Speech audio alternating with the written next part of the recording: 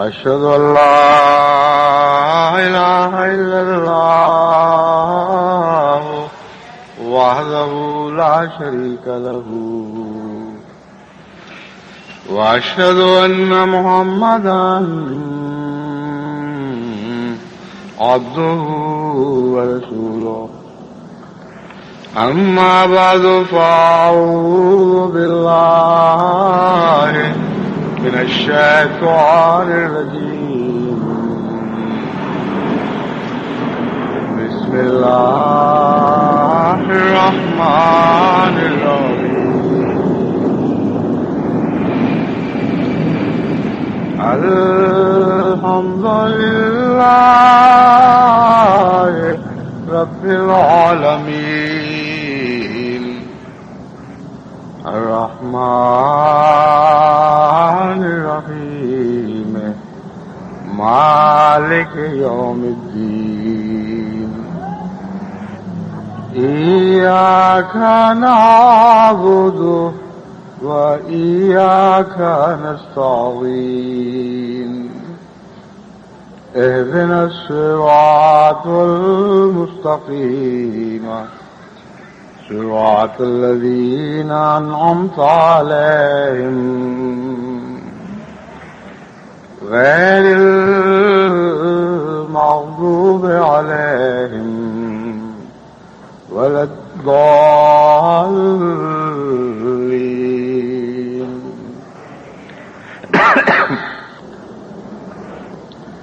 گزشتہ کچھ عرصے سے تبتل اللہ کے مضمون پر خطبات کا ایک سلسلہ جاری ہے، جس میں تفصیل کے ساتھ جماعت کو یہ سمجھانے کی کوشش کر رہا ہوں کہ اللہ تعالیٰ جب ہم سے توقع رکھتا ہے کہ ہر دوسرے سے کٹ کر خدا ہی کے ہو رہو، تو دوسروں سے کٹنے سے مراد کیا ہے؟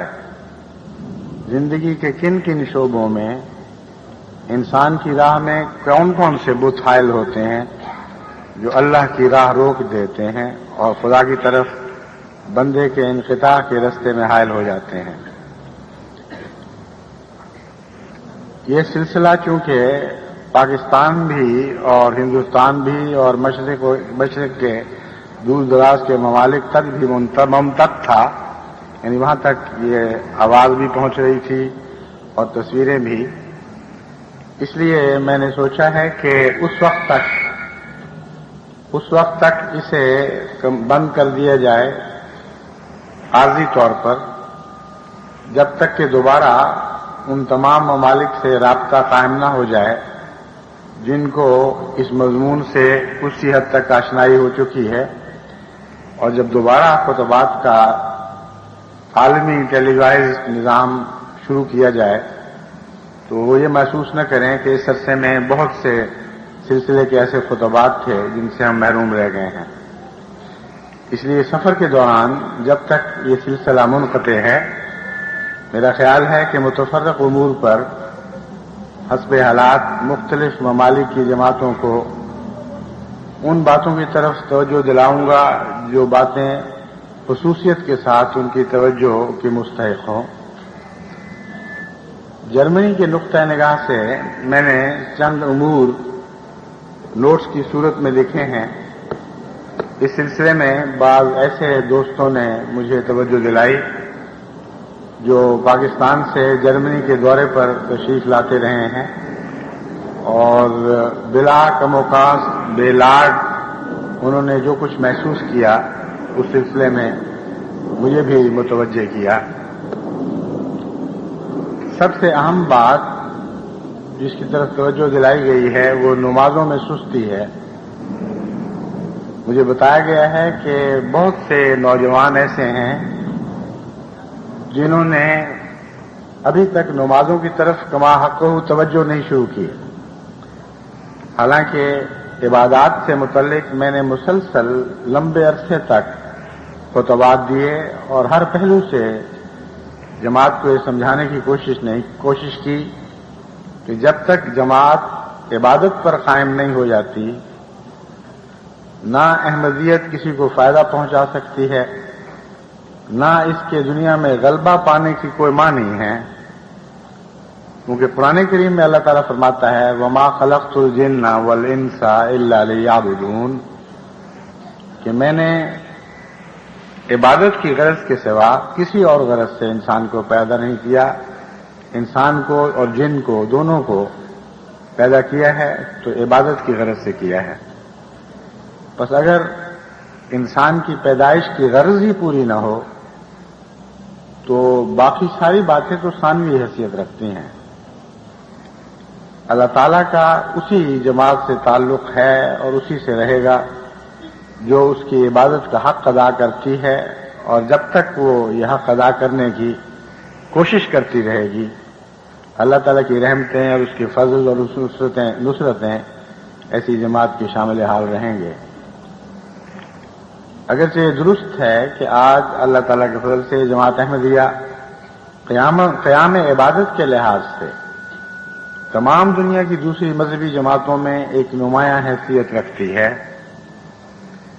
صرف عبادت کے ظاہر ہی کو نہیں پکڑتی بلکہ اس کی روح سے بھی فائدے کی کوشش کرتی ہے۔ جماعت کی بھاری اکثریت ایسی ہے جس نے رفتہ رفتہ عبادت کے مضمون کو سمجھ لیا ہے اور مسلسل کوشش کر رہی ہے کہ محض ظاہری طور پر کھڑے ہونا اور رکوع کرنا اور کھڑے ہونا اور سجدے میں گرنا عبادت نہ رہے، بلکہ روح بھی ساتھ خدا کے حضور قیام پکڑے، روح بھی رکوع کرنے والے کے ساتھ رکوع میں جائے اور پھر کھڑے ہونے والے کے ساتھ خدا کے حضور استادہ کھڑی ہو جائے اور پھر جھکنے والے کے ساتھ خدا کے حضور سجدہ ریز ہو جائے۔ یہ وہ عبادت ہے، یعنی جسم اور روح کی اکٹھی عبادت جو حقیقت میں انسان کی زندگی میں ایک عظیم انقلاب پیدا کر دیا کرتی ہے۔ وہ لوگ جو محض کھڑے ہونے اور جھکنے اور سجدہ کرنے کو عبادت سمجھتے ہیں یا ہونٹوں سے بعض لفظوں کو ادا کرنے کو عبادت سمجھتے ہیں، ان کی ساری زندگی بھی عبادت میں صرف ہو جائے تو ان کو کچھ حاصل نہیں ہوتا۔ صرف اتنا ہی حاصل ہو سکتا ہے کہ وہ یہ سوچتے ہوئے مریں گے کہ ہم نے خدا کی خاطر اس کے حکم کی پابندی کی ہے، مگر اس حکم سے کیا فائدہ پہنچنا تھا اس سے ان کو کوئی غرض نہیں۔ اسی لیے جماعت احمدیہ کو بار بار میں نے یہ سمجھایا کہ نماز کیا ہوتی ہے، کس طرح پڑھنی چاہیے، کیا کیا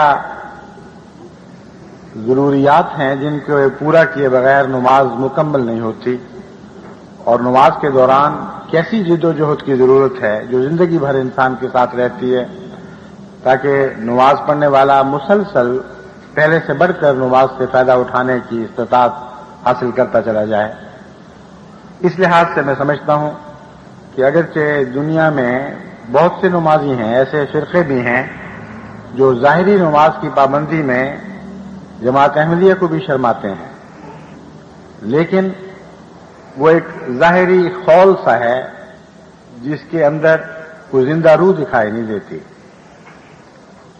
وہابی فرقے کے لوگ ہیں، بڑی بھاری تعداد میں، بہت بڑی اکثریت میں نمازیں ادا کرتے ہیں، مگر اٹھنا بیٹھنا نماز کا نام ہے، روح کے اندر کوئی پاک تبدیلی پیدا نہیں ہوتی جو ان کے اخلاق پر اثر انداز ہو، دیکھنے والا یہ محسوس کر سکے کہ یہ خدا والے لوگ ہیں، ان کے اندر بنی نوع انسان کی ہمدردی پیدا ہو، اللہ تعالیٰ سے محبت اور تعلق بڑھتا چلا جائے۔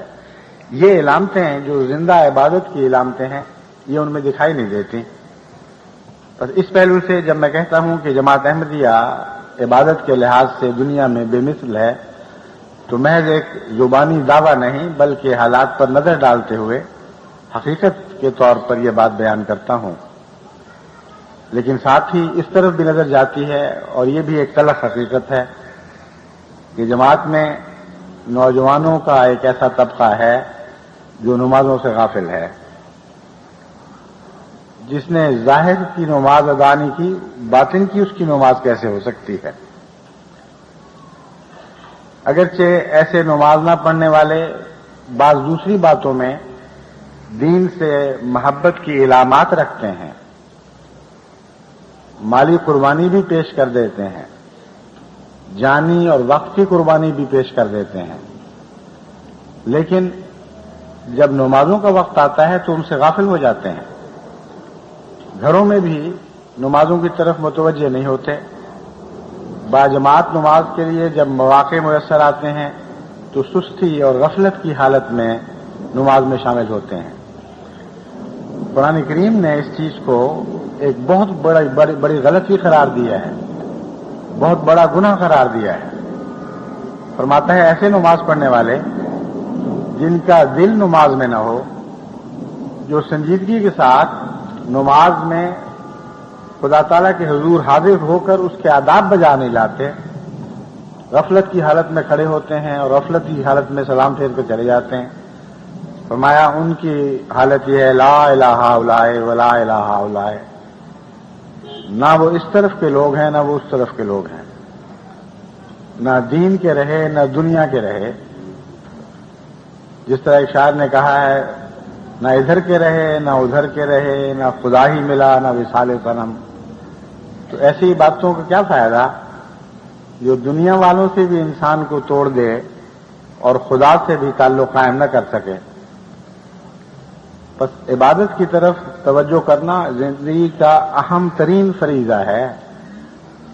عبادت کے قیام ہی کی خاطر حقیقت میں دنیا میں مذاہب آئے، اور تمام مذاہب کی ریڑھ کی ہڈی عبادت رہی ہے، اور تمام مذاہب کی سب سے پہلی اور سب سے اہم تعلیم عبادت ہی تھی۔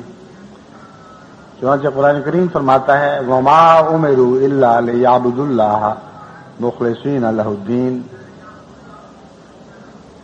کہ کوئی بھی مذہب دنیا میں ایسا نہیں آیا جسے خدا نے یہ ہدایت نہ کی ہو کہ عبادت پر قائم ہو جاؤ، اللہ کی عبادت کرو، مخلصین لہ الدین، حنفاء للہ کے لفظ بھی آتے ہیں، اللہ کی طرف جھکتے ہوئے، ایسی حالت میں جھکتے ہوئے کہ جب گرو خدا کی طرف گرو، اور دین کو خدا کی خاطر خالص کرتے ہوئے اس کی عبادت کرو۔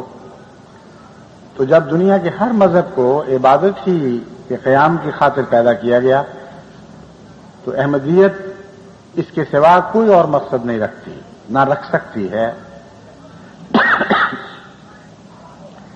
عبادت تک پہ اگر انسان قائم ہو جائے یا جماعتیں قائم ہو جائیں، جیسا کہ میں نے بیان کیا ہے، ظاہر کو بھی سنجیدگی سے اس کے تمام لوازمات کے ساتھ ادا کریں، اور باطن میں بھی اپنے نفس میں بار بار ڈوب کر ہمیشہ اس بات کی تلاش میں رہیں کہ عبادت کے نتیجے میں ان کی روح میں کوئی تبدیلی پیدا ہو رہی ہے کہ نہیں، اللہ تعالیٰ کی یاد واقعتاً دل پر اثر انداز ہو رہی ہے کہ نہیں، کوئی دل پر تموج کی کیفیت آتی ہے کہ نہیں۔ اگر وہ نمازیں ادا کریں تو یقیناً یہ نمازیں نہ صرف خود کھڑی ہوں گی بلکہ پڑھنے والے کو بھی مستحکم کر دیں گی اور اس کے اندر پاک تبدیلیاں پیدا کرنی شروع کر دیں گی۔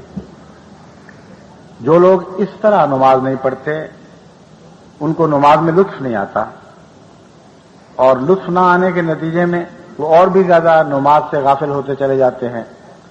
وہ سمجھتے ہیں ایک مفت کی بیگار سی ہے، باقی باتوں میں ہم ٹھیک ٹھاک ہیں، چندہ بھی دے دیتے ہیں، وقار عمل بھی کر لیتے ہیں، جماعت کے فنکشنز پر تقریبات پر بھی چلے جاتے ہیں، تو چلو کوئی بات نہیں، نماز نہ صحیح۔ یہ بالکل جھوٹا تصور ہے، بالکل باطل، بے حقیقت۔ اگر نماز نہیں تو باقی کسی چیز کی بھی کوئی حقیقت نہیں، کیونکہ نماز خدا سے تعلق قائم کرتی ہے، اور جس کا خدا سے تعلق نہیں اس کا چندے دینا بھی بے معنی ہے، اس کا وقار عمل کرنا بھی بے معنی ہے، اس کی ساری باتیں سرسری اور ایک ظاہری حیثیت اختیار کرتی ہیں، ان میں کوئی جان اور زندگی نہیں ہوتی، کیونکہ وہ خدا کو پسند نہیں آتی ہیں۔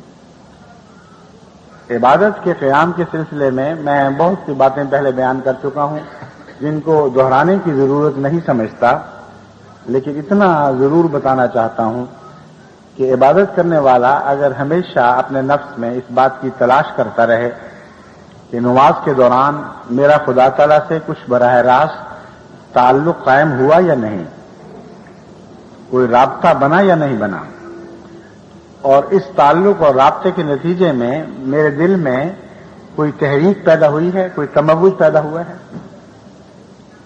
واقعہ یہ ہے کہ جب آپ کسی محبوب سے ملاقات کے لیے جاتے ہیں یا دنیا کے لحاظ سے کسی بڑے آدمی سے ملاقات کے لیے جاتے ہیں، خواہ وہ محبوب ہو یا نہ ہو، تو جانے سے پہلے ہی خیالات عموماً اس ایسی ملاقات کے خیال میں گم رہتے ہیں،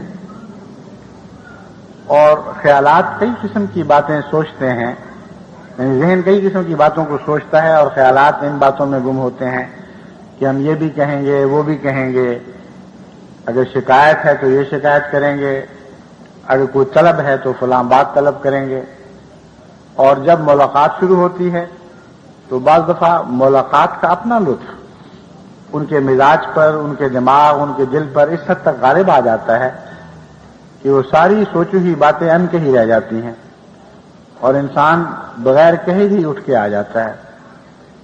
لیکن یہ کیفیت اس لیے ہے کہ انسان کے ذہن پر اس ملاقات کے کرنے کا خاص اثر ہوا کرتا ہے، یعنی ملاقات سے پہلے ہی وہ اثر اس کے ذہن اور اس کے دل پر قبضہ جما لیتا ہے، اور اس کے نتیجے میں انسان وہ باتیں بھی نہیں کہہ سکتا جو اس نے کہنی ہوتی ہیں۔ اللہ تعالیٰ سے ملاقات کا تصور اگر صحیح ہو تو انسان کے دل و دماغ پر اتنی قوت کے ساتھ قبضہ جمائے گا کہ اس کی کوئی اور مثال دنیا میں دکھائی نہیں دے گی، اور یہ ایک ایسی چیز ہے جو اگر عارف باللہ کے حالات پر غور کیا جائے تو عارف باللہ کے آئینے سے دکھائی دے سکتی ہے، روزمرہ کی زندگی میں عام انسان اس حقیقت کا تصور بھی نہیں کر سکتا۔ حضرت اقدس محمد مصطفیٰ صلی اللہ علیہ وآلہ وسلم کے متعلق یہ بتایا جاتا ہے، احادیث میں لکھا ہے کہ جب آپ نماز نہیں بھی پڑھ رہے ہوتے تھے تو دل نماز میں اٹکا ہوتا تھا۔ یہ وہی کیفیت ہے جو میں نے بیان کی ہے کہ خدا کے حضور باقاعدہ حاضری دینے کا تصور اتنا پیارا لگتا تھا، اور اس سوچ میں آپ گم رہتے تھے کہ کب میں جاؤں گا اور کیا کیا باتیں اس باقاعدہ نماز کی حالت میں کروں گا، اور 5 وقت نہیں، 5 وقت سے زیادہ مرتبہ آپ خدا کے حضور باقاعدہ حاضر ہوتے تھے، لیکن تعلق کا یہ عالم تھا اور خدا کی عظمت کا وہ ایک عظیم اثر آپ کے دل پر ایسا متسلط تھا، قائم ہو چکا تھا کہ ہر روز کی بار بار کی ملاقات بھی اس اثر میں کمی نہیں پیدا ہونے دیتی تھی، اس جذبے کو ہلکا نہیں کر سکتی تھی، بلکہ دن بدن جہاں تک آپ کی عبادات کا حال درج ہے یہ معلوم ہوتا ہے کہ یہ تعلق بڑھتا ہی گیا اور دل نمازوں ہی میں اٹکا رہا۔ بس یہ ایک ایسی چیز نہیں ہے جو صرف بیان کرنے سے آ جائے، یہ ایک دل کے اندرونی تجربے کا نام ہے، اور یہ دل کا اندرونی تجربہ حاصل کرنے کے لیے محنت کرنی پڑے گی اور صحیح طریق پر، صحیح رخ پر قدم اٹھانے پڑیں گے۔ اسی لیے میں کوشش کرتا ہوں کہ جیسے بچے کو ہاتھ پکڑ کر چلایا جاتا ہے، جماعت کو بار بار نماز کے متعلق ہاتھ پکڑ پکڑ کر چند قدم چلا کر دکھاؤں کہ اس طرف نماز کا رخ ہے، حقیقی نماز یہاں نصیب ہوتی ہے اور اس طرح ادا کی جاتی ہے۔ بس وہ لوگ جو نمازوں میں سست ہیں بہت بڑے محروم ہیں، انہوں نے اپنی زندگیاں ضائع کر دیں اور آئندہ کے لیے بھی ان کو کچھ حاصل نہیں ہو سکتا۔ خصوصیت کے ساتھ جماعت جرمنی کو اس امر کی طرف توجہ کرنی چاہیے اور تمام ذیلی تنظیموں کو بھی اس بات پر مستعد ہو جانا چاہیے کہ ان کا کوئی ممبر بھی بے نمازی نہ رہے، اور جہاں تک افراد کا تعلق ہے، جیسا کہ میں نے آپ کے سامنے یہ بات رکھی ہے، نماز کے وقت آپ اگر صرف یہ کوشش کر لیں کہ نماز کی میں کوئی ایک حالت آپ کو ایسی نصیب ہو جائے کہ خدا تعالیٰ سے بات کرتے ہوئے آپ کے دل میں تموج پیدا ہو، ایک تحریک پیدا ہو، جیسے کسی پیارے سے جب آپ ملتے ہیں تو اس کی بعض باتیں یاد رہ جاتی ہیں، ان ملاقاتوں کے بعض لمحات ایسے دل پہ نقش ہو جاتے ہیں کہ ہمیشہ انسان ان کی سوچوں سے ہی لطف اندوز ہوتا رہتا ہے۔ नमाज में भी कुछ इसी किस्म की कैफियत पैदा होनी जरूरी हैं। वही नमाजें जिंदा हैं जो दिल में हरकत पैदा कर दें, जो एक ऐसा तमव्वुज पैदा कर दें जिसकी लहरें देर तक बाकी रहें और आपके दिलो दिमाग में उनके नगमगी गूंजती रहे, उनका तरन्नुम आपको लज़्ज़तें, आपको लुत्फ पहुंचाता रहे। ये जो नगमगी और तरन्नुम है, ये तमव्वुज ही के दूसरे नाम हैं। तमव्वुज का मतलब है लहरें पैदा होना, लेकिन अगर लहरें खास तरीके से पैदा हों, उनके अंदर एक आपस की हम आहंगी पाई जाए, नज़्म व ज़ब्त पाया जाए, तो उसी का नाम मौसीकी है। आपने अच्छे गाने वाले भी सुने हैं, बुरे गाने वाले भी सुने हैं। कभी आपको शायद ये इल्म ना हो सका हो कि बाज़ आवाजें आपको क्यों पसंद आती हैं और बाज़ आवाजें क्यों पसंद नहीं आती। वजह यह है कि जिन आवाजों को आप पसंद नहीं करते, उनके अंदर कोई अंदरूनी हम आहंगी नहीं। एक लहर छोटी सी उठी है, दूसरी बड़ी उठी, तीसरी दरमियान में कहीं चली गई, और आपस में एक दूसरे के साथ मिजाज नहीं मिलते। वरना अच्छे पढ़ने वालों की आवाजों में भी छोटी लहरें भी होती हैं, बड़ी लहरें भी होती हैं, दरमियानी लहरें भी होती हैं, लेकिन उनके आपस के राब्तों में एक हम आहंगी पाई जाती है, मिजाज मिलते हैं। और जब आवाजों के मिजाज मिलें तो लुत्फ पैदा कर देती हैं। इसी तरह इंसान के जब इंसान से मिजाज मिल जाएं तो लुत्फ पैदा हो जाता है। वो भी एक किस्म की म्यूजिक है। एक ऐसा आदमी जो आपको पसंद ना हो, उसके साथ बैठना सुहाने रूह हो जाता है। बाज़ दफा आजाब की कैफियत पैदा हो जाती है। जितनी देर उसकी मजलिस में आप बैठते हैं, मुसीबत पड़ी होती है। वो भी दरअसल ऐसा ही है जैसे एक बुरी आवाज वाले की आवाज बैठे सुन रहे हैं। बुरी आवाज वाले की आवाज के अंदर अंदरूनी हम आहंगी नहीं होती, और आपके दिल में जो खुदा ताला ने म्यूजिक का एक तस्वुर सब्त कर रखा है, यानी नगमगी ऐसी चीज नहीं है जो महज बाहर से आती है। ये अल्लाह ताला ने इंसानी दिल में नगमगी का एक तस्वुर नफ्स सब्त किया हुआ है, और उस तस्वुर के साथ जब बैरूनी नगमगी या गाना हम आहंग हो जाते हैं तो इंसान को इतना लुत्फ महसूस होता है कि उस लुत्फ में बाज़ दफा वो एक्सटेसी में चला जाता है, ऐसी कैफियत में चला जाता है जिससे लोग जज्ब की हालत कहते हैं, और वो हमेशा याद रहती है। ये मिसाल मैं आपको इसलिए दे रहा हूं तफसील के साथ कि नमाज में भी खुदा की जात के साथ ऐसी हम आहंगी होनी जरूरी है, तब नमाज में नगमा पैदा होगा। और जब वो नगमे की लहरें पैदा होंगी तो वो फिर हमेशा याद रहेंगी। अपने प्यारों के साथ मिलने में वो नगमा पैदा होता है, और वही आपके लुत्फ का मूजिब बनता है। वरना दो आदमी पास पास बैठे हुए हैं, इससे ज्यादा अगर और कुछ भी ना हो तो वो शख्स जो हम मिजाज नहीं है, वो भी खामोश एक तरफ बैठा और आप भी एक तरफ बैठे रहे हों, तभी भी आपके अंदर एक मुगायरत पैदा होगी, एक तनाफुर पैदा होगा, घबराहट होगी, कब ये मुसीबत गले से उतरे, कब यहां से उठ के जाए तो मैं तन्हाई का लुत्फ महसूस करूं। लेकिन एक प्यारा शख्स भी उसी तरह उसी फासले पर बैठा हो, उसी तरह खामोश बैठा हो, आपका दिल नहीं चाहेगा कि उठ के जाए। वो क्या चीज है जिसने आप दोनों को इस जोर के साथ बांधा है? वो आप दोनों के नफूस की हम आहंगी है। ये एक किस्म की म्यूजिक है जो खुदा ताला ने इंसान को वदियत फरमाई हुई है, और बगैर आवाज के भी इसका लुत्फ महसूस होता है। तो नमाज को जिंदा करने का असल जरिया यह है कि अल्लाह ताला से हम आहंगी पैदा करें, और हम आहंगी पैदा करने के लिए महज नमाज के चंद लम्हात काफी नहीं होंगे। अपनी जिंदगी के रोजमर्रा के हालात में यह हम आहंगी पैदा की जाती है।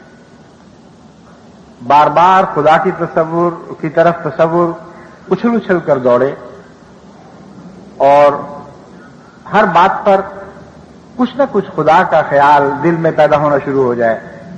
खाना खाते हुए जब आप अच्छी चीज खाते हैं, कभी ये सोच लें कि ये मजा क्या है, ये खुशबू क्या है, भूख क्यों लगती है, भूख के नतीजे में जब आप खाना खाते हैं तो कैसा मजा पैदा होता है। तो आप हैरान हो जाएंगे कि खुदा ताला ने कैसे बारीक दर बारीक निजाम इंसान को लुत्फ पहुंचाने के लिए पैदा फरमाए हुए हैं। बच्चों से मेरी बात हो रही थी, उनसे मैंने कहा कि तुम ये तो सोचो कि अगर अल्लाह चाहता तो गाय भैंसों की तरह घास और पट्टों पर भी तुम्हारा गुजारा हो सकता था। जिसने गाय भैंस मवेशियों के मेदे ऐसे बना दिए कि वो पत्ते खाकर भी गुजार, मगर तमाम हैवानी दुनिया में इंसान के सिवा कोई जानवर ऐसा नहीं, मगर तमाम हैवानी दुनिया में इंसान के सिवा कोई जानवर ऐसा नहीं जिसकी लज्जत के इतने मुख्तलिफ सामान खुदा ताला ने पैदा किए हों। खुशबू में भी मजा रख दिया, लमस में भी मजा रख दिया, सर्दी गर्मी में भी मजा रख दिया, और फिर मजे भी कई किस्म के उनके साथ आवेजा कर दिए, और नजर की कैफियत में भी मजा कर दिया। नजर की कैफियत में भी मजा पैदा किया। यहां चुनाचे बाज कौमें ऐसी हैं जिनको खाने का लुत्फ ही नहीं आता जब तक खूब सजा हुआ ना हो। उनके यहां नजर की लज्जत जुबान की लज्जत से भी ज्यादा अहमियत रखती है। चुनाचे जापान में जिनको जाने का मौका मिले या जिन्होंने कभी जापान की कोई फिल्म देखी हो, वो जरूर महसूस करेंगे कि सारी दुनिया की कौमों में सबसे ज्यादा सजावट के साथ जापानी खाना पेश करते हैं, और ऐसे खूबसूरत खाने सजाकर बाज़ दफा ताकों में लगाए होते हैं या शीशे की अलमारियों में खाने की दुकानों पर सजाए होते हैं कि आदमी समझता है कि बहुत ही मजेदार चीज होगी। मगर हमारा चूंकि ज़ौक़ मुख्तलिफ है, जब हम खाते हैं तो दो लुक़मे भी नहीं खाए जाते, लेकिन उनके यहां नजर को अहमियत है, बाज़ कौमों में खुशबू को अहमियत है, बाज़ कौमों में जुबान की तेजी को अहमियत है, जुबान में तेजी पैदा हो। जैसा कि हम मिर्च मसाले खाने वाले जुबान की तेजी का मजा चखते हैं, बाज़ों को असल चीज की खुशबू में मजा मिलता है। कोई तेजी कोई और चीज जायद कर दी जाए तो उनका मजा खोया जाता है। लेकिन ये सारी चीजें सिवाय इंसान के किसी को नसीब नहीं है। तो अल्लाह ताला ने इंसान के लिए कैसे कैसे सामान फरमाए हैं। नमाज में मजे से पहले रोजमर्रा की जिंदगी में तो खुदा से ताल्लुक कायम कर लें, और इतने बेशुमार मौके हैं, सुबह से आंख खुलने के वक्त से लेकर रात सोते वक्त तक अगर इंसान खुदा का शऊर जिंदा रखे तो सैकड़ों हजारों मौके उसको लिकाए बारी ताला के मुयस्सर आ सकते हैं। तवज्जो दूसरी तरफ भी हो तो कुछ न कुछ झलकियां खुदा के प्यार की उसको हर जिंदगी के शोबे में दिखाई देंगी। ऐसे शख्स की नमाज फिर जिंदा होने की अहलियत रखती है। जब वो नमाज में खुदा को रब्बुल आलमीन कहता है तो अपने रोजमर्रा के तजारिब में से कुछ बातें याद आ जाती हैं, जबकि उसने खुदा की रबूबियत से लुत्फ उठाया था। उसने खुदा की रबूबियत के नजारे अपने घर में देखे, अपने बच्चों में देखे, अपने माहौल में देखे, उस मुल्क में देखे जिस मुल्क में वो बस गया है। फिर उसकी रहमानियत के नक्शे नजारे, उसकी रहीमियत के नजारे, उसके मालिक होने के नजारे, ये सारे रोजमर्रा की जिंदगी में ऐसे तजारिब हैं कि एक दिन भी उनसे खाली नहीं। और जो शख्स बाशऊर हो जाए उसका कोई लम्हा इन तजर्बों से खाली नहीं हो सकता।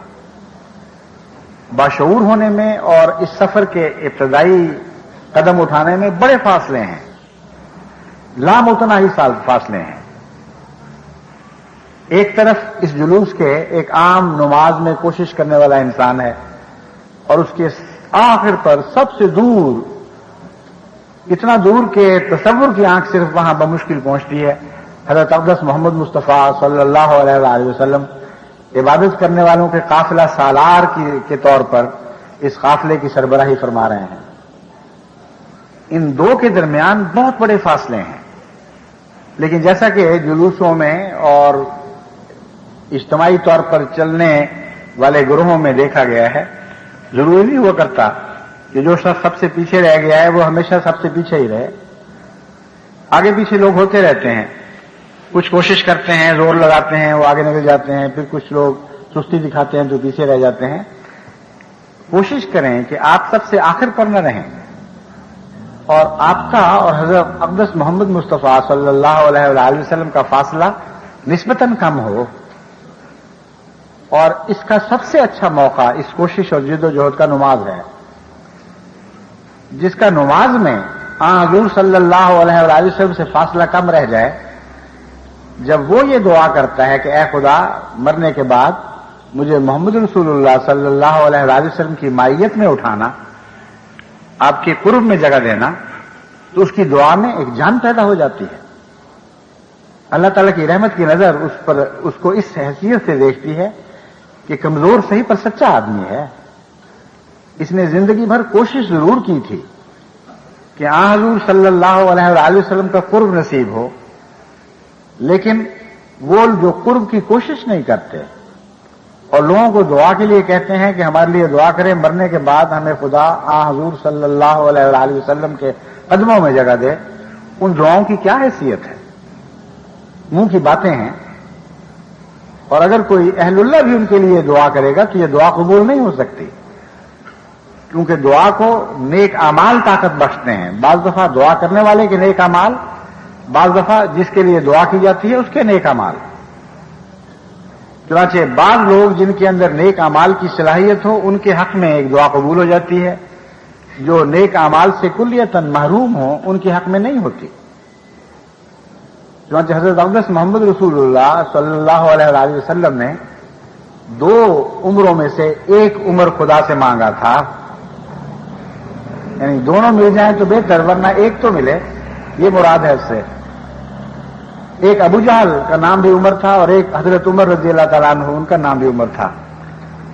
ابو جہل کے حق میں وہ دعا قبول نہیں ہوئی، لیکن عمر کے حق میں وہ دعا قبول ہو گئی.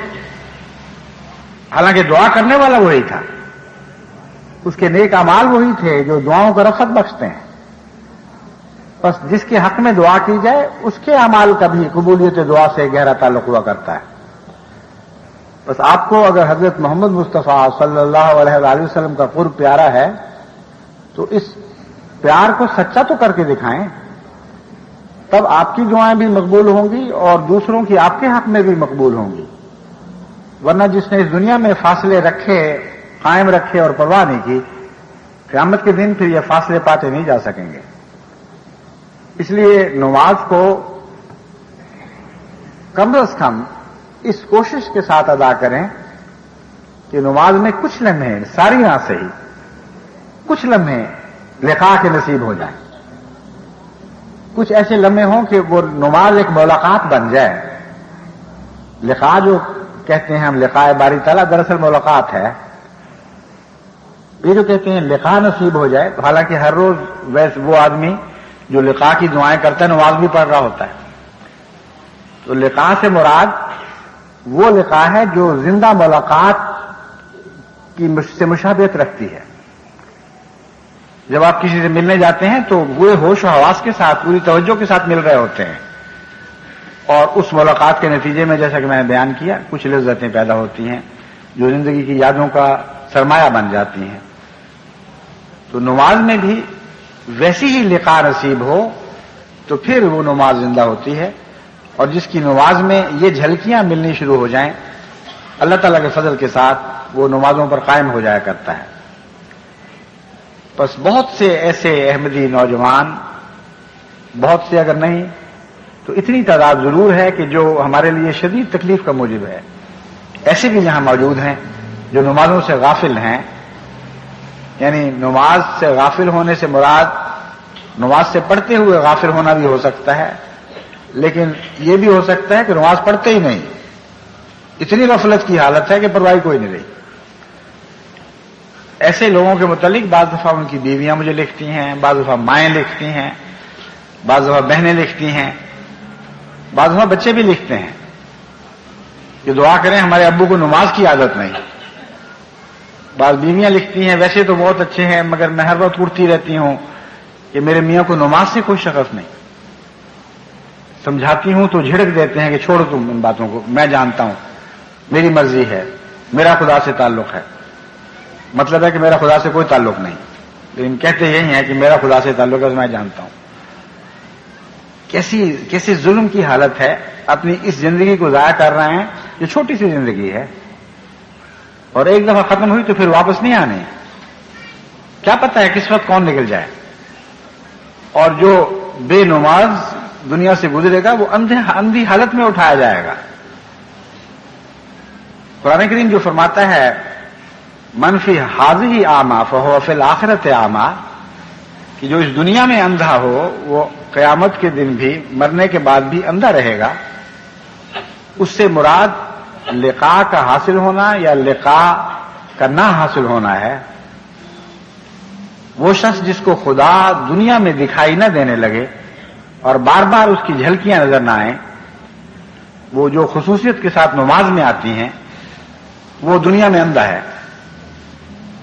और जैसे अंधे को पता नहीं लगता कि मैं किस चीज से महरूम हूं, उसी तरह ऐसा आदमी भी बसा औकात महसूस ही नहीं करता कि वो किस चीज से महरूम हो रहा है। उसके मुतालिक कितनी दर्दनाक खबर है, जो मन फी हाज़िही आमा फहुव फिल आखिरत आमा, जो इस दुनिया में अंधा रहा आखिरत में भी अंधा ही उठाया जाएगा, वहां भी उसको लिक़ा नसीब नहीं होगी। बस ये कोई मामूली बात नहीं है, बहुत ही बड़ी और बुनियादी खराबी है। ऐसे लोग वो हैं जो फिर दरअसल माहौल का ईंधन बन जाते हैं, माहौल की दिलचस्पियां उनको खींच लेती हैं। नमाज ही है दरअसल जो उनकी हिफाजत करती है हर किस्म की बुराई, हर किस्म की फाहशा से। लेकिन जब वो नमाजों से गाफिल हों तो दुनिया की दिलचस्पियां उनको बेरोक टोक खींचती हैं। मैंने देखा है नमाज पढ़ने वालों में भी खराबियां होती हैं, उनमें भी बाज़ दफा फाहशा की आदत होती है, लेकिन एक नमाजी की जिंदगी और बेनमाजी की जिंदगी में बहुत बड़ा फर्क है। एक बेनमाज इंसान बेरोक टोक अपनी बद आदतों की तरफ बढ़ता है और दौड़ता चला जाता है, और कोई आवाज उसके कान में उसको वापस बुलाने के लिए नहीं पड़ती। लेकिन ऐसे भी नमाजी हैं जिनसे गुनाह होते हैं, बाद गुनाहों के वो बचपन की गलतियों की वजह से आदी भी बन चुके होते हैं, लेकिन हर नमाज में दिल का ज़मीर की आवाज कानों में सुनाई देती है और उन पर लानतें भेज रही होती है कि तुम क्या करते आए हो, अब क्या कर रहे हो, वापस किस दुनिया में जाओगे। और मुसलसल कोशिश करते हैं, रोते हैं, पीटते हैं, गिरिया उजारी करते हैं, और बाद दफा समझते हैं कि हमारी नहीं सुनी गई। लेकिन हकीकत यह है कि नमाज की आवाज जाया नहीं जाया करती। जल्द या बदेर आखिर नमाज में उठने वाले दिल ज़मीर की आवाज उन पर गालिब आ जाया करती है और हर किस्म की बुराइयों से उनको खींच कर एक दफा खुदा की तरफ ले आती है। मगर जो नमाज नहीं पढ़ता उसके लिए कौन सा इम्कान है, उसके बचने की तो हर राह बंद हो चुकी होती है। इसलिए यह कहना भी गलत है कि फलां नमाज तो पढ़ता है लेकिन फलां बदी उसमें मौजूद है। अगर कोई बदी उसमें मौजूद है तो याद रखें उस बदी के खिलाफ हर नमाज में कोई ना कोई शर्मिंदगी भी वो महसूस कर रहा होता है, कोई ना कोई आवाज उसके कानों में जरूर पड़ रही होती है। लेकिन एक बेनमाज बेचारा तो बिल्कुल महरूम है, अंधाधुंध आंखें बंद किए हुए वो एक गंदी आदत में मुब्तला है, तो मुब्तला ही रह जाता है और बद आदतें पकड़ लेता है और रफ्ता रफ्ता अपने मफाद से भी गाफिल हो जाता है, अपने बीवी बच्चों के मफाद से भी गाफिल हो जाता है। और बड़ी एक नहूसत की सी हालत है ऐसा घर जिसमें नमाज न पढ़ी जाती हो। जिस घर में खामन नमाज न पढ़े उसकी बीवी की नमाजें बेचारी की अकेली की काम नहीं दे सकती। बाज़ दफा बच्चे मां की बजाय बाप की हालत को देखकर उसके रंग इख्तियार कर लेते हैं, और वैसे भी घर पर एक नहूसत सी तारी रहती है।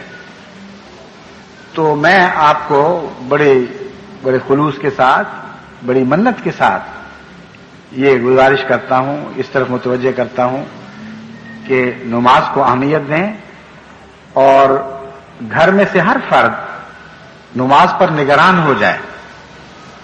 جس طرح کہ مجھے بعض بچے لکھتے ہیں تو بہت پیارے لگتے ہیں، وہ اپنے بڑوں کے متعلق لکھتے ہیں کہ ان کو نماز پڑھنے کی عادت نہیں، دعا کے لیے لکھتے ہیں. تو بعض دفعہ خیال آتا ہے کہ اس بچے کے دل کی جو دعا ہے اللہ تعالیٰ نے پہلے ہی شاید سن لی ہو.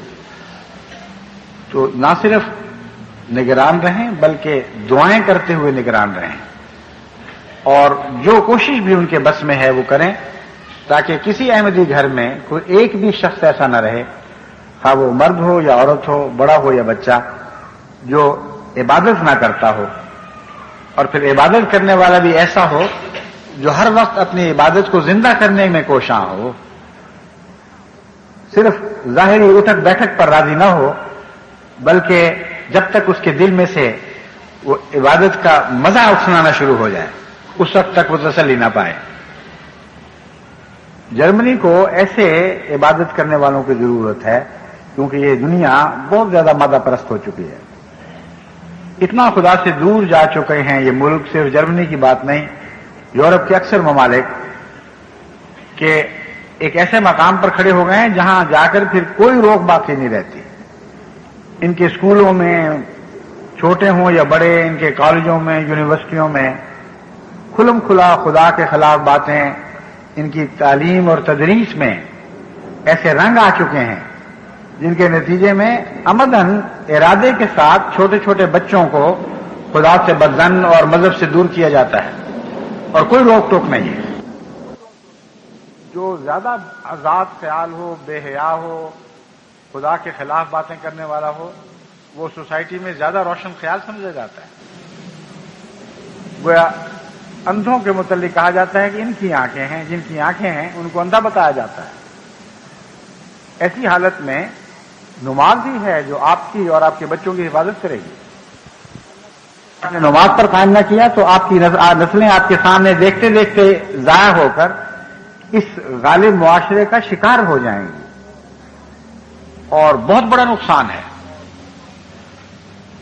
زیادہ تر پاکستان سے ہجرت کرنے والے احمدیوں کو شکایت یہی ہے کہ ہمیں کھلم کھلا عبادت کی اجازت نہیں، اور یہ ایک ایسا حق ہے جسے دنیا کی تمام آزاد قوموں نے تسلیم کیا ہے کہ جسمانی طور پر خواہ کوئی مارے پیٹے یا نہ مارے پیٹے، اگر کسی قوم کو خدا کی عبادت کے حق سے جبراً محروم کیا جائے تو یہ ایک اتنا بڑا ظلم ہے کہ اس کے نتیجے میں وہ قوم دوسرے ملکوں میں پناہ لینے کا حق حاصل کر لیتی ہے. لیکن اگر پناہ لینے والے وہاں بھی بے نمازی ہوں اور یہاں بھی بے نمازی رہے تو کس چیز سے پناہ مانگی؟ ایک شیطان سے دوسرے شیطان کی طرف پناہ لی نا. کسی شیطان سے خدا کی طرف پناہ لینے کے لیے تو نہ آئے. بس وہ لوگ جو پاکستان سے ہجرت کر کے آتے ہیں اور پھر وہاں بھی بے نماز رہتے، یہاں بھی بے نماز رہتے ہیں، کبھی ان کے دل نے ان کو جھنجھوڑا نہیں کہ کہاں سے بھاگے تھے، کدھر بھاگے تھے؟ مومن اور غیر مومن کے درمیان یہی فرق ہوا کرتا ہے. غیر مومن اگر شیطان سے بھاگتا ہے تو شیطان کی طرف ہی بھاگتا ہے، اور مومن اگر خدا کی تقدیر سے بھاگتا ہے تو خدا کی تقدیر ہی کی طرف بھاگتا ہے. اس نقطے کو ایک موقع پر حضرت عمر رضی اللہ تعالیٰ عنہ نے بڑی شان کے ساتھ بیان فرمایا. ایک دفعہ ایک اسلامی لشکر آپ کی قیادت میں کسی جگہ پڑاؤ کیے ہوئے تھا، اور وہاں یہ خبر مشہور ہوئی کہ یہاں ایک خوفناک پلیگ پھیلی ہوئی ہے، ایک قسم کی طاعون ہے جو بڑی تیزی کے ساتھ لوگوں کو اپنا شکار بناتی ہے. حضرت عمر رضی اللہ تعالیٰ عنہ نے اسی وقت فیصلہ دیا کہ فوراً کوچ کر جاؤ اور اس جگہ سے دوسرے محفوظ صحت مند علاقے کی طرف چلو. آپ کے ساتھیوں میں سے کسی نے کہا کہ اے امیر المومنین، کیا آپ خدا کی تقدیر سے بھاگ رہے ہیں؟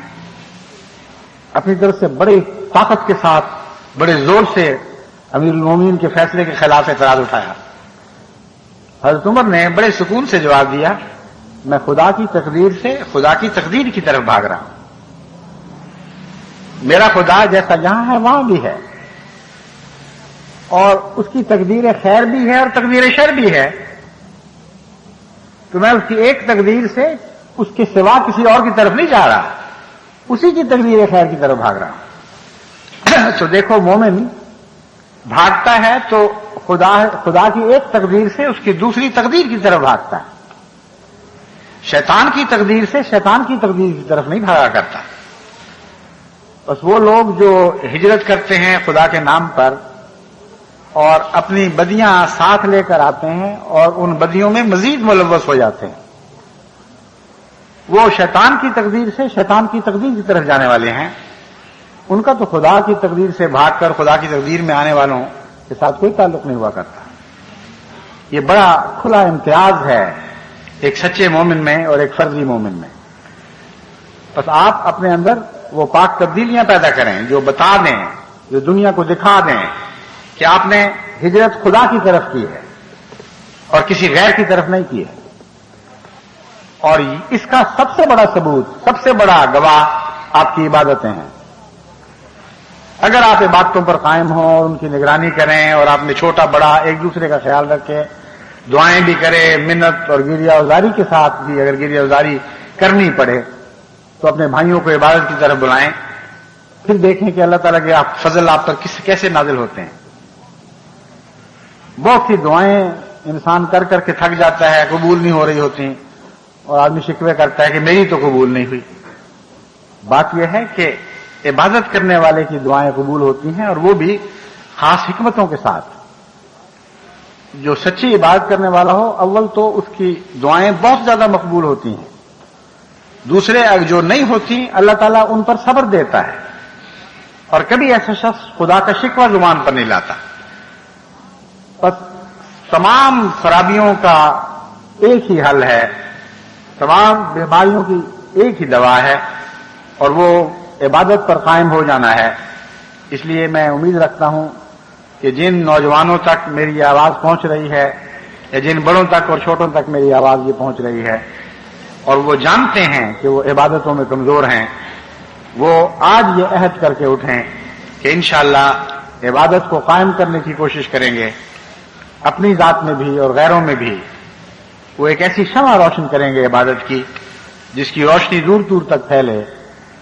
वो अपने घर ही को रोशन नहीं करेंगे बल्कि रोशनी का मीनार बन जाएंगे ताकि दूर दूर तक उनकी रोशनी के फैज से जहाज चट्टानों से टकराने की बजाय हदायत की राह पा जाएं। बस इस कौम में ऐसे रोशनी के मीनार बनने की जरूरत है और इबादत गुजार ही है जो ऐसा रोशनी का मीनार साबित हो सकता है।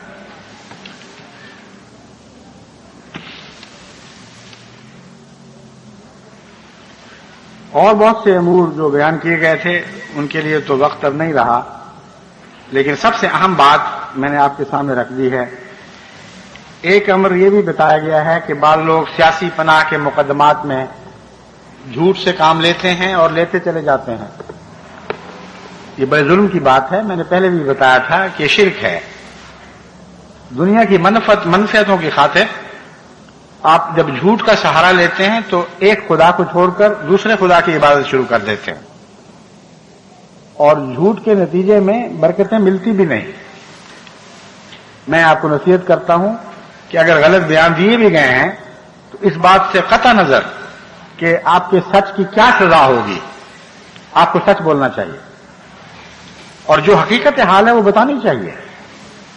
ये कहने की क्या जरूरत है कि हमें मार पड़ी, हमें ये हुआ, जबकि आपको ना मार पड़ी ना कुछ और हुआ।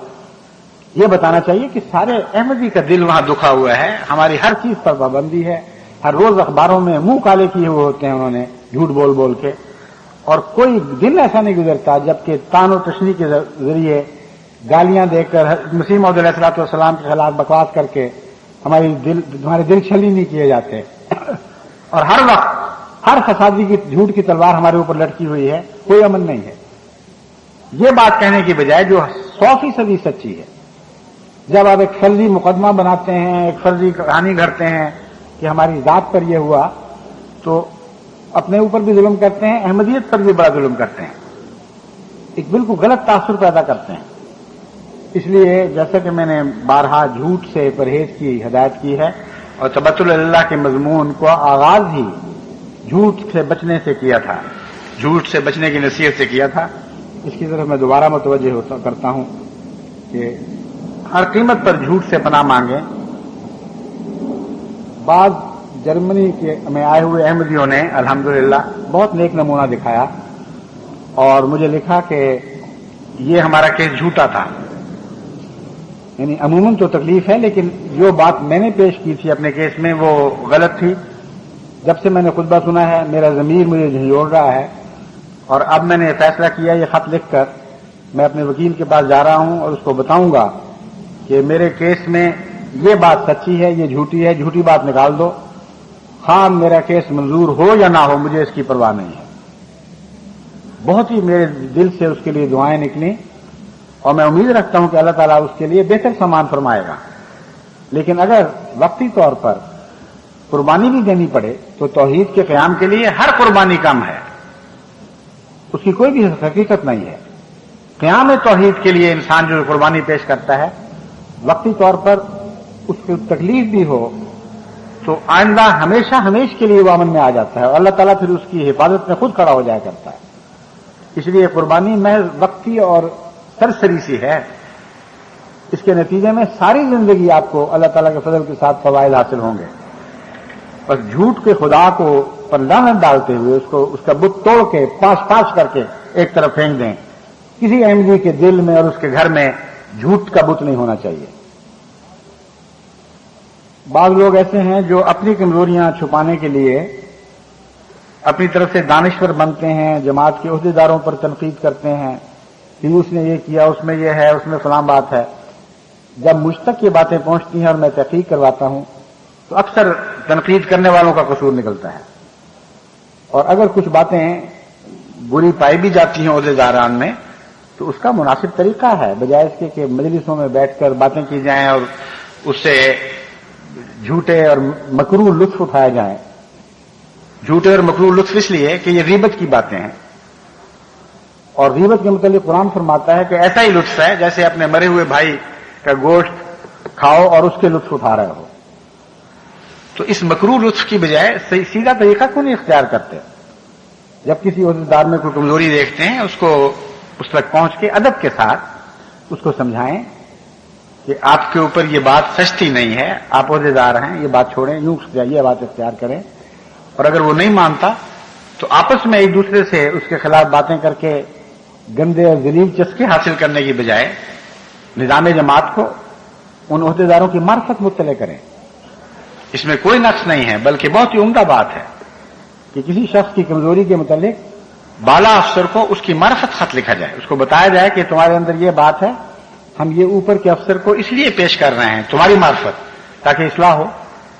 अगर ये तरीक सारी जमात इख्तियार करे तो तमाम ओहदेदारों की भी इस्लाह हो जाएगी और ये जो झूठे दानिश्वर बने फिरते हैं इनका भी ईमान ज़ाया नहीं होगा। बाज़ मुरब्बियों के मुतालिक शिकायत करते हैं कि जी उन्होंने अपना रहन सहन बड़ा ऊंचा किया हुआ। गरीब मुरब्बी ने बेचारे ने क्या रहन सहन ऊंचा करना है, लेकिन बाज़ घरों में सलीका होता है, बाज़ों में नहीं होता। मैंने देखा है थोड़े रुपए पर ही बाज़ घरों में बड़ी रौनक होती है और सलीका और नजाफत पाई जाती है, और ज्यादा रुपयों में भी बाज़ जिनको घर चलाना नहीं आता उनके घर तो ढेर गंद के अंबार ही लगे होते हैं। अफरा तफरी, बदनजमी, न खाने का लुत्फ, न रहने का लुत्फ, बच्चों का शोर, मुसीबत, गंदगी हर तरफ। तो खुदा ने अगर किसी को नजाफत दी है तो उस पर जलने की क्या बात है? सिर्फ एक बात है कि क्या कोई मुरब्बी बदयांती करके सिलसिले के ऐसे रुपए को अपनी जात पर या अपनी बीवी बच्चों पर इस्तेमाल करता है या नहीं जो उसके पास अमानत है। इस बात पर तो हर शख्स का हक है कि अगर उसके इल्म में बात आए तो वो उस शख्स की मार्फत बाला अफसर को मुत्तले करे। लेकिन इतनी कमीनगी और थोड़ी दिली इख्तियार करना कि किसी मुरब्बी को अच्छी हालत में रहते हुए, नफासत के साथ रहते हुए देखकर दिल में एक किस्म की हसद की आग भड़का लेना और इस तकलीफ में रहना और हर वक्त आपस में बातें करना कि ये मुरब्बी जरूर कुछ बेईमान है, जरूर ऐसा होगा वैसा होगा, देखो कैसा अच्छा रहता है। अच्छा रहना तो अच्छी बात है, गंदा रहने में तो कोई नेकी नहीं है। ये तो जाहिलों का ख्याल है कि गंदगी में नेकी है।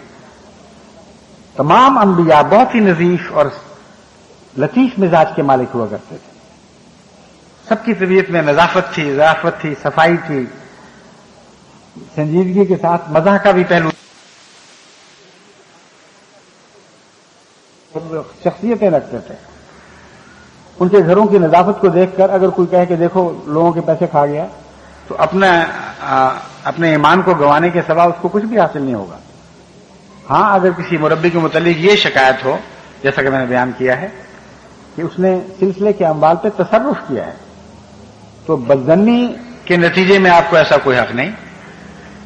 वो लोग जिनका काम है सिलसिले के अम्वाल की निगरानी करना, उनको चाहिए कि नजर रखा करें और देखा करें कि क्या उसने सलीके और बचत के जरिए अपना मेयार बुलंद किया है या गलत तसर्रुफात के जरिए किया है। उनका काम है, वो अगर ठोस वजूहात महसूस करें पाए तो ऊपर अफसरान बाला को उसकी इतला करें। लेकिन मजलिसों में ये जिक्र जो हैं, ये आपकी मजलिसों को जलील और रुसवा कर देंगे और गीबत भी होगी और बहुत ही घटिया बात होगी। निजाम जमात पर इसका बहुत बुरा असर पड़ेगा। इसलिए वो लोग जिनके सामने ये बातें होती हैं, वो कराहत के साथ कम से कम उन मजलिसों से उठ जाया करें। और जैसा कि मैंने एक दफा बयान किया था, उनका यह हक है कि वो ऐसे शख्स को कहें कि तुमने जो बातें बयान की हैं, तुम्हारा फर्ज है आप कि इनको मुतलका अफसरान तक पहुंचाओ, और अगर नहीं पहुंचाओगे तो मैं पहुंचाऊंगा और बताऊंगा कि तुमने किस मजलिस में ये बातें की थी। अगर इस तरह सारी जमात एक दूसरे की निगरान हो जाए तो बहुत सी बदियां इसमें से कट छट कर अलग हो जाएं और अल्लाह ताला के फजल के साथ जमात सेहत के साथ नशोनुमा पाएगी। तो जैसा कि मैंने बयान किया था, बहुत बातें बहुत सी थी, लेकिन इस मुख्तसर वक्त में सबसे अहम बात की तरफ मैंने मुतवज्जह कर दिया है।